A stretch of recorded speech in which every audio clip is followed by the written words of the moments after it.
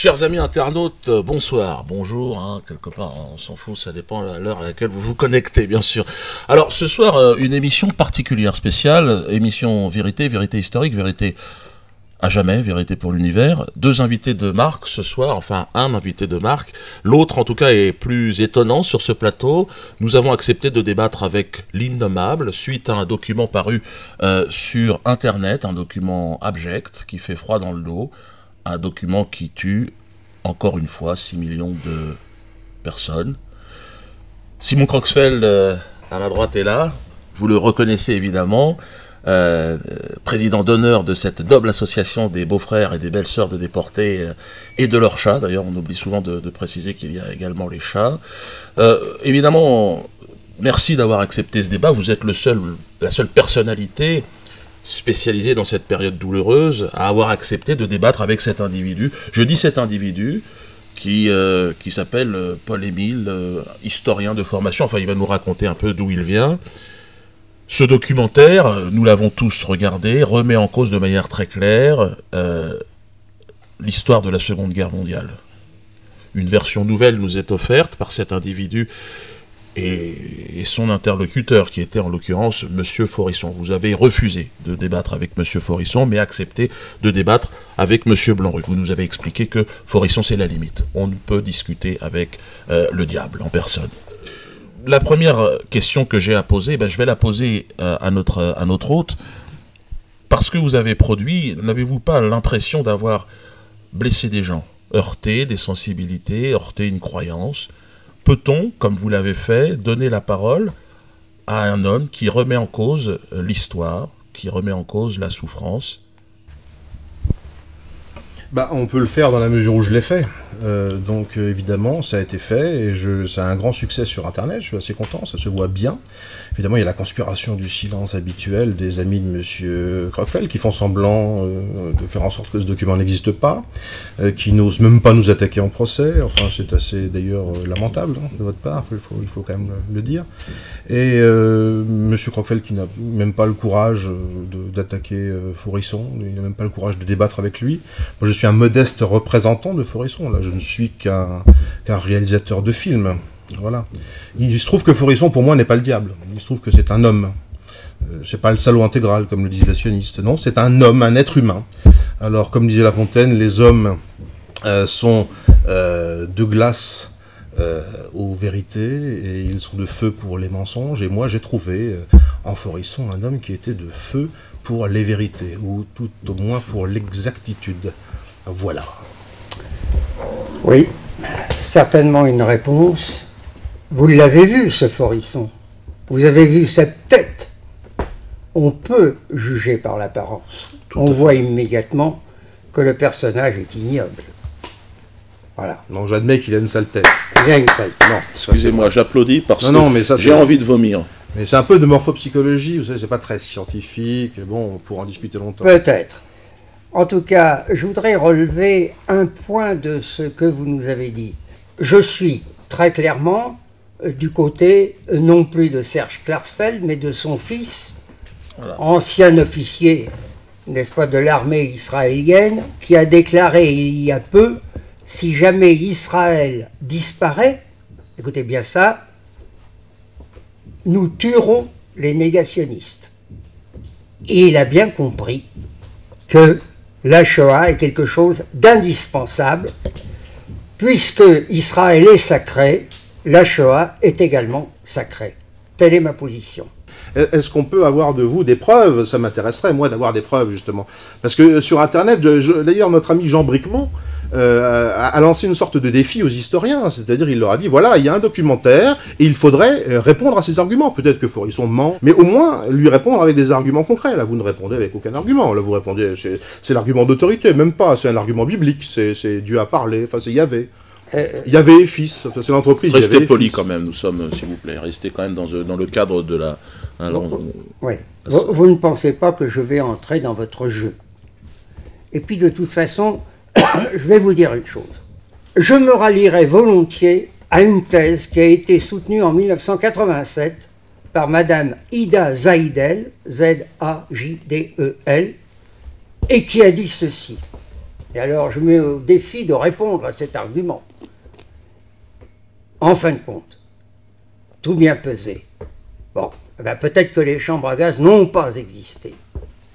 Mais si elles ont existé, c'est uniquement du fait des nazis qui ont fabriqué cette calomnie pour tourner les juifs en dérision et avec l'idée que ça serait une bombe à retardement contre nous autres.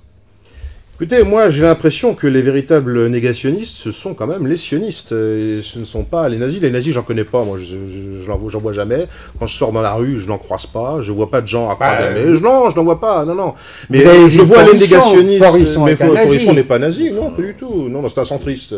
Donc il est absolument pas du tout. Centriste. Oui, il se dit centriste parce qu'il y a de l'humour, mais je veux dire, c'est pas du tout un nazi. Et moi, il me semble que quand par exemple quelqu'un dit que le peuple palestinien n'existe pas, c'est pas Eva Braun qui le dit, c'est Golda Meir, ce qui est pas le même profil exactement. Je veux dire, les nazis, ce sont pas eux qui ont construit le mur de séparation à Jérusalem. Enfin, c'est pas l'entreprise Göring et Fils. Je veux dire, ce n'est pas non plus, me semble-t-il, Rommel et l'Africa Corps qui ont, je crois, phosphoré à blanc en 2009 dans Gaza les petits-enfants.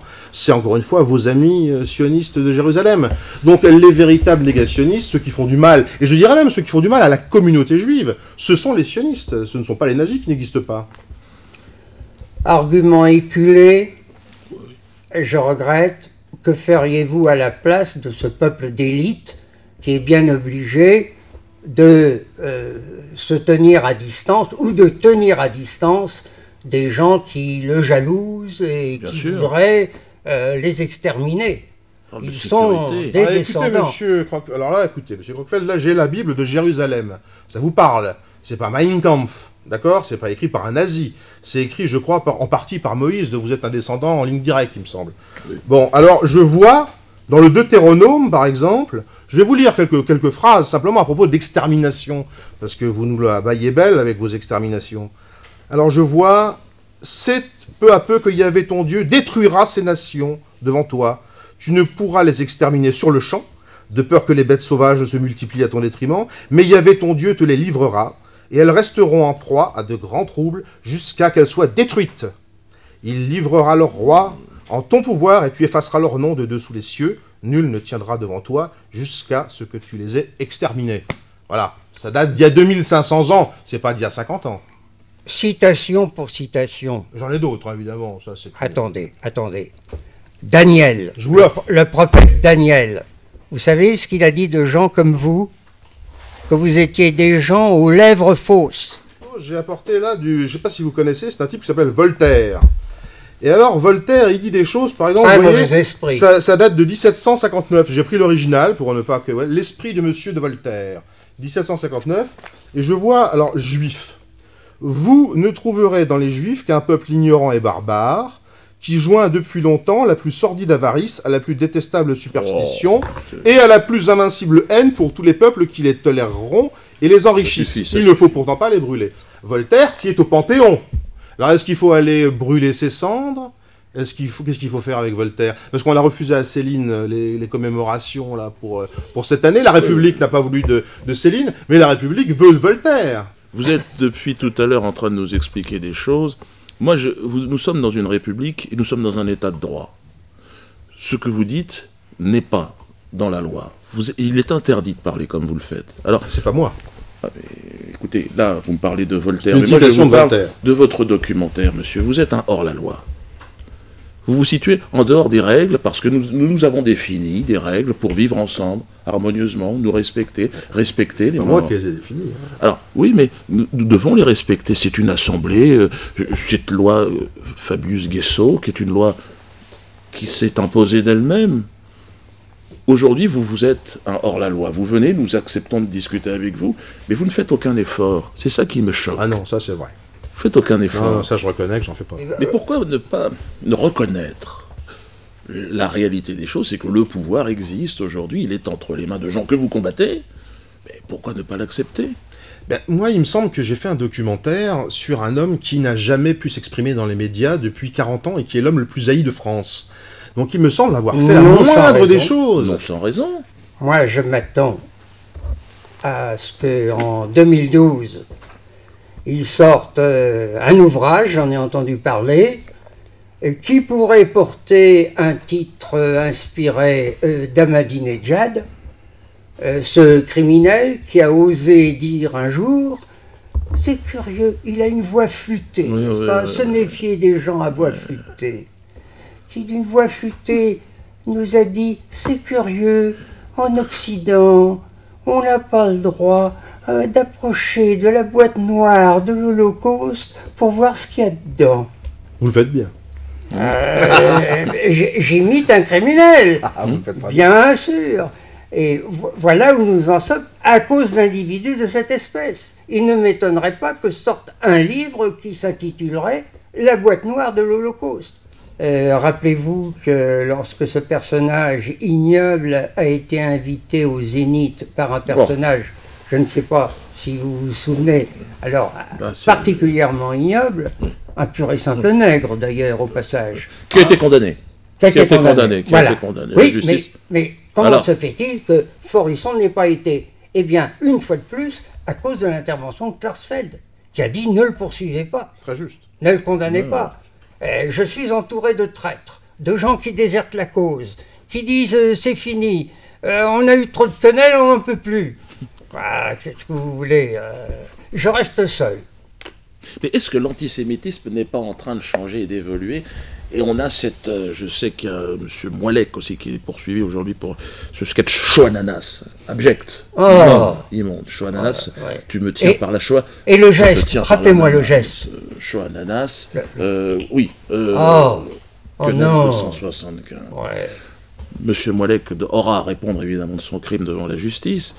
Alors, est-ce qu'on ne voit pas une forme d'antisémitisme aujourd'hui des banlieues, du monde africain, du monde des Antilles, et même du monde de Tahiti? Je sais qu'à Tahiti, des gens dansent sur Shoah-Nanas, on a vu ça.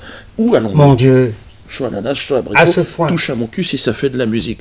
Merci en tout cas, Simon Klarsfeld, d'être avec nous. Merci à vous. Paul-Émile, des oranges? Peut-être des choses à vous envoyer, j'espère, parce que vous êtes un homme intelligent, vous êtes capable d'un raisonnement, que vous reviendrez à la raison, et que vous reviendrez défendre cette fois-ci la Shoah et les chambres à gaz, on ne sait jamais, peut-être demain. Merci à vous tous, merci amis internautes, vérité historique, vérité à jamais. Nous avons, je crois, ce soir en tout cas, ouvert un débat. Vous pouvez peut-être vous serrer la main ou vous n'êtes pas obligé. Ça ne peut pas se faire. Non, pas dans ces conditions. On peut exagérer quand même. Je comprends.